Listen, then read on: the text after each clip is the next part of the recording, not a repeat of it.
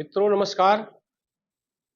सूचना की दुनिया में आपका स्वागत है। मैं हूं डॉक्टर सुभाष चंद्र सिंह, राज्य सूचना आयुक्त उत्तर प्रदेश। आज बहुत सुखद संयोग है, हमारे साथ सुल्तानपुर के 4 अफसर मौजूद हैं। सुल्तानपुर गेस्ट हाउस में मैं इस समय बैठा हुआ हूं। यहाँ के additional SP Vipul Kumar Srivastava ji, Shri Pankaj Singh ji ADM प्रशासन हैं, संजीव कुमार यादव जी एएसडीएम डिप्टी कलेक्टर हैं और 14 अधिकारी हैं केशव प्रताप सिंह जो तहसीलदार सदर है। मैं आज मुख्य रूप से एडीएम प्रशासन पंकज सिंह जी और विपुल कुमार श्रीवास्तव जी जो एडिशनल एसपी हैं उनसे मैं चर्चा करूंगा। पंकज सिंह के पास करीब 15 वर्षों का अनुभव है, मुख्य रूप से ये पीसीएस अफसर है, और विपुल कुमार श्रीवास्तव जी के पास तो 26-27 वर्ष का अनुभव है और इनको अब आईपीएस मिल गया है, यानी कुछ समय बाद जो है ये आईपीएस के रूप में इनकी पोस्टिंग हो जाएगी। विपुल जी को बहुत बहुत बधाई। मैं पंकज सिंह जी से शुरू करूंगा। एडीएम प्रशासन के नाते और 10-15 वर्ष का अनुभव है, आपका आरटीआई के बारे में जैसा भी अनुभव हो थोड़ा सा उसको साझा करते हुए आप कुछ अपना अनुभव बताएं, और अगर आपके पास आरटीआई से संबंधित कोई सवाल हो तो आप बेशक बेहिचक पूछ सकते हैं। बहुत बहुत आभार सर। आज सूचना के संबंध में जो जागरूकता और सूचना का जो अधिकार है उसके लिए आपने सर हम लोगों को अपना समय दिया। मैं सर सूचना के अधिकार के लिए भारत सरकार को और उसको लागू कराने के लिए हमारी सरकार को धन्यवाद ज्ञापित करूंगा, क्योंकि कार्यालयों में सर लगातार लोग ऐसी सूचनाओं को प्राप्त कर अपने लिए जो भी लाभ या अपनी जो भी आवश्यकता है इन सूचनाओं के आधार पे वो प्राप्त करते हैं सर। कई ऐसे लोग हैं जो इन सूचनाओं के आधार पे सर अपने जो मौलिक अधिकार हैं, जैसे सर उनके जमीन जायदाद से संबंधी विवाद, उनके कब्जे संबंधी विवाद, यहाँ तक कि सर कई बार ट्रांसफर और नौकरी में भी सूचना के अधिकार से प्राप्त जवाबों का प्रयोग करते हुए न्यायालय से कई लोगों को बड़े प्रभावी और अच्छे लाभ मिले। इसके लिए सर मैं आपका भी बहुत शुक्रिया अदा करूंगा सर कि आप इतने व्यस्त कार्यक्रम के बाद भी सर इस तरीके की सेशन के लिए हम लोग के कहने पे सर आज यहाँ पे उपस्थित है। मैं सर राज्य सूचना आयोग का सर पूरे सुल्तानपुर जिले की तरफ से सर आभार व्यक्त करूंगा, क्योंकि लगातार सर आप सभी के माध्यम से सर जब भी हम लोगों को जिलों में कोई भी इस तरीके की असुविधा होती है और आप लोगों का भ्रमण रहता है सर, तो कई बार आप लोगों ने सेशन दे के हम लोगों को आरटीआई के बारे में सर जागरूक किया और सूचनाएं किस प्रकार बनाई जाए, किस प्रकार सूचनाओं का प्रेषण किया जाए जो आवेदक है उस तक, इसके बारे में भी सर आपने कई बार हम सभी का मार्गदर्शन किया। एक सवाल मैं आपसे यहाँ पे पूछना चाहूंगा सर, जिससे और लोग भी लाभान्वित हों, कि कई लोग सर ऐसे भी हैं जो आरटीआई के तहत घुमा फिरा के एक ही मुद्दे को अनेक बार पूछते हैं सर। उससे कार्यालय में जो कार्यरत हमारे कर्मचारी अधिकारी हैं उन पे समय की मार पड़ती है सर, और उसका हमारे हित में कोई लाभ नहीं होता सर। बार बार एक ही तरीके की सूचनाएं पूछना और उनको घुमा फिरा के प्रस्तुत करना, इसके बारे में सर मार्गदर्शन करें। आरटीआई एक्ट 2005 में जब बना था तब इसके बारे में बहुत जागरूकता नहीं थी, बहुत जानकारी नहीं थी। फिर उत्तर प्रदेश सरकार नियमावली बनी 2015 में। उत्तर प्रदेश सरकार की जो नियमावली, सूचना नियमावली बनी 2015 में, वह आरटीआई एक्ट 2005 के आलोक में बनी, यानी नियमावली को निरूपित किया गया 2005 का जो एक्ट है उसके अनुसार, क्योंकि राज्य सरकारें अपने हिसाब से सारी चीजें कर सकती हैं। केंद्र के विभाग अलग हैं, राज्य सरकारों के बहुत सारे विभाग अलग हैं, इसलिए सभी राज्य सरकारों को इस तरह की मान्यता दी गई कि वो आरटीआई एक्ट 2005 के आलोक में अपनी नियमावली बना सकते हैं। उत्तर प्रदेश सरकार ने भी बनाई, तो सामान्य रूप से आप सभी लोग जो है नियमावली का प्रयोग करते हैं, आरटीआई एक्ट 2005 का भी उपयोग कर सकते हैं। एक तो 18 वर्ष हो गया, 18 वर्ष में एक प्रकार से कहिए कि हमारा आरटीआई एक्ट जवान हो गया है। जवान होने का मतलब है कि इसके बारे में जानकारी जो है काफी प्रसारित हो गई है। अधिकारी भी आरटीआई एक्ट का मतलब समझते हैं, और जो सूचना लोग मांगते हैं वो लोग भी इसका महत्व समझते हैं। तो जैसे जैसे जागरूकता बढ़ रही है वैसे वैसे इसका उपयोग भी बढ़ रहा है। और इसके जैसा कि आपने कहा पंकज सिंह जी, इसका लाभ बहुत हुआ है। सरकारी अधिकारी कर्मचारी को भी लाभ हुआ अगर वादी के रूप में आया है, और प्राइवेट पर्सन्स को भी इसका लाभ हुआ है अगर वादी के रूप में आया है। तो सबके लिए उपयोगी है ये आरटीआई। बस यह है कि दो चीजें जो मुझे कहनी है वो महत्वपूर्ण ये है कि एक तो जन सूचना अधिकारी या सरकारी अफसर वो सूचना देने का मन बनाए। सामान्य रूप से ये प्रवृत्ति देखी गई है, चाहे कार्याधिक्य के कारण हो या मन स्थिति के कारण हो, सूचना देने में आनाकानी की जाती है। ये सच है। ये पूरे प्रशासन पर लागू नहीं होता है, लेकिन हमारा अनुभव जो साढ़े 4 साल का, वो ये है कि सूचना देने में आनाकानी की जाती है। वो एक तो नहीं होनी चाहिए। ये आप लोगों के लिए जो है नसीहत भी है और निर्देश भी है। आरटीआई एक्टिविस्ट जिनको हम लोग कहते हैं, जो एक विभाग से बहुत सारी सूचनाएं मांगते हैं या कॉम्प्लेक्स सेंटेंसेस का इस्तेमाल करते हैं या कुछ इस तरह से लिख रहे हैं क्या क्यों कहाँ कैसे का सवाल करते हैं, ये प्रवृत्ति भी बंद होनी चाहिए।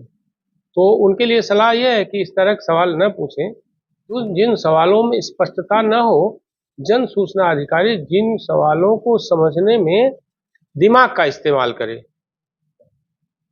दिमाग का इस्तेमाल का मतलब प्रथम दृष्टिया उसकी समझ में आ जाए कि मांगा क्या जा रहा है। अगर इस तरह के सवाल किए जाएं तो निश्चित तौर पर उन सवालों के जवाब देने में सहूलियत होगी। और दूसरी जो महत्वपूर्ण बात मैं आपको कहता हूं, जो बहुत कम जन सूचना अधिकारियों को या तो कम मालूम है या बिल्कुल नहीं मालूम है, ये कि सूचना का मतलब वह सूचना जो आपकी पत्रावली पर धारित है। सूचना सृजन का, सूचना के कलेक्शन का कोई प्रावधान नहीं है। इसलिए इस तरह की कोई बात हो तो आप ये सूचना देने से मना भी कर सकते हैं, लेकिन यह परंपरा या नियम नहीं बना देना चाहिए। कोशिश ये करनी चाहिए कि हर आरटीआई का जवाब दें।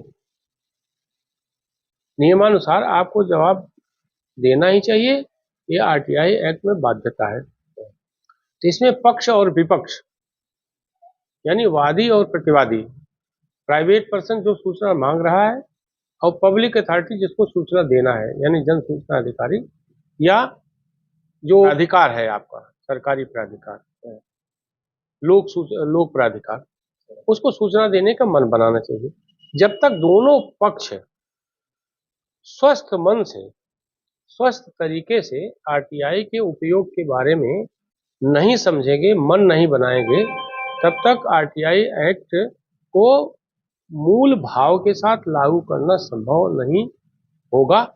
अब मन बन रहा है, आरटीआई जो लोग लगाते हैं उनका भी, उनको ये लगता है कि अगर सीधा सपाट सवाल पूछे तो जवाब मिल सकता है, और जन सूचना अधिकारी को भी लगता है कि सवालों का जवाब देना चाहिए। इससे शासन प्रशासन में पारदर्शिता आती है और भ्रष्टाचार कम होने की गुंजाइश रहती है, जो आरटीआई एक्ट का आधारभूत सिद्धांत। हमारे साथ जो दूसरे वरिष्ठ अधिकारी हैं, जो इनको आईपीएस मिल गया है और आईपीएस के रूप में कुछ समय बाद उनकी तैनाती हुई, विपुल कुमार श्रीवास्तव जी, वो एडिशनल एसपी की भूमिका में यहाँ पर है और बहुत, मैंने पहले बताया था, बहुत लंबी सर्विस इनकी है, तो इनके पास विशद अनुभव है। तो आप अपने अनुभव के बारे में थोड़ा बताएं, और कोई अगर जिज्ञासा आपके पास हो तो उस बारे में भी आप उस जिज्ञासा का समाधान कर सकते हैं प्रश्न पूछ करके। Thank you sir. तो जब से आरटीआई एक्ट आया है और इसके बाद